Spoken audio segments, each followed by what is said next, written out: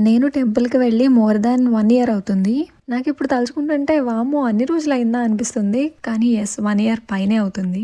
ఇంకా ఇవాళ ముహూర్తం కుదిరింది. ఇంకా వల్లిని మిస్ అవుతున్న వాళ్ళందరికీ ఇదిగోండి వల్లి పాప. సో, ఇద్దరం స్టార్ట్ అయ్యాము శ్రీ వరసిద్ధి వినాయగర్ టెంపుల్‌కి.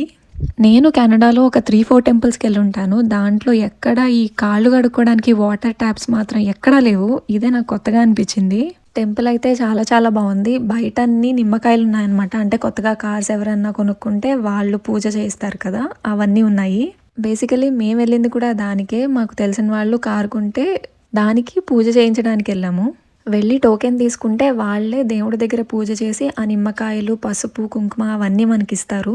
పంతులు గారు బయటకొచ్చి ఏం చేయరనమాట. మనకే ఇచ్చేస్తారు. మనమే జేయాలి. ఏది ఎక్కడ పెట్టాలో మాత్రం చెప్తారనమాట. ఇన్‌స్ట్రక్షన్స్ ఫుల్‌గా ఇస్తారు. సో, బయటకొచ్చి కారుకి బొట్లు పెట్టేసి ఆ నిమ్మకాయలు తొక్కించేసి ఇంకా ఇంటికొచ్చేసాము.